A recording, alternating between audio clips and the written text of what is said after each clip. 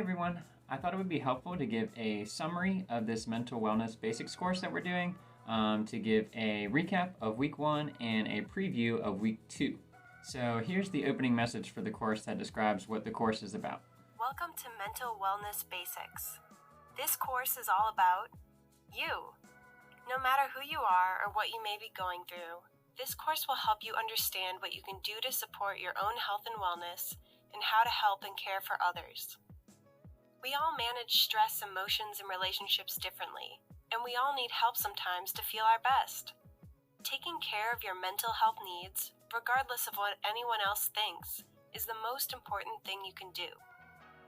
As you take this course, you may hear some situations that can be hard to think about. If you feel like you need more information, click on the info button below for resources. No matter what you're going through, it's always good to find a trusted adult to talk to. Remember, you are not alone. You are enough, and you are worthy. One of the things that I like best about this course is that it's not just watching and listening, it's very interactive. You get to answer questions, test your knowledge, and add your own ideas in along the way throughout the course. Week 1 is an introduction to mental health, and it's all about defining mental health. So what is mental health? Understanding our thoughts and feelings, and working on how to be more emotionally healthy or how to improve your mental health. So with that said, what is mental health? Mental health it involves how we think, how we feel, and that kind of in turn how we act. Basically, it's how we deal with problems in life internally in our minds and how we feel about ourselves. In the course, they go over 6 main factors that kind of make up mental health, so let's check that out. The brain is where thinking happens. The brain makes sense out of thoughts, creates memories, and helps with focus and concentration.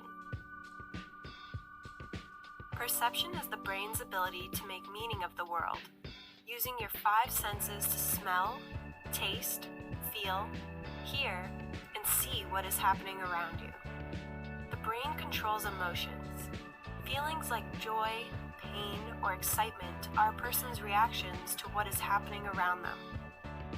The brain makes meaning of emotions and helps the body and mind understand them. The brain helps the body work properly. The brain tells the body if it has enough to eat, enough sleep, or if it's the right temperature. The brain can also cause emotional reactions, like when stress causes us to sweat or when sadness causes us to cry. Signaling is another word for how your mind responds to what's happening around you. For example, the brain may become more alert or signal to the body to run or fight when it senses danger. Your brain directs your actions. It controls what you do in any given situation. The brain may tell the body it needs to move around after sitting too long, or to rest after a long run. Another thing that they talk about is stress, and I think stress is something that everybody usually sees as a negative thing, but it can also be positive. So they have examples of healthy and unhealthy stress. But basically, stress at a low level can motivate you to do things like your homework or study for a test. So that's an example of a healthy type of stress. Unhealthy stress is basically where you have the same types of things on you, but they just become too much for you to handle, and it starts to cause things like trouble sleeping or headaches or things like that. So whether the stress is unhealthy or healthy really depends on how you're dealing with it. If you're coping well with it, if you're handling it fine, then stress can be a healthy thing that motivates you to get things done. If it's really too much and you feel like it's too much of a weight on your shoulders, then it becomes unhealthy to where it has a negative impact on your mental health and your physical health too.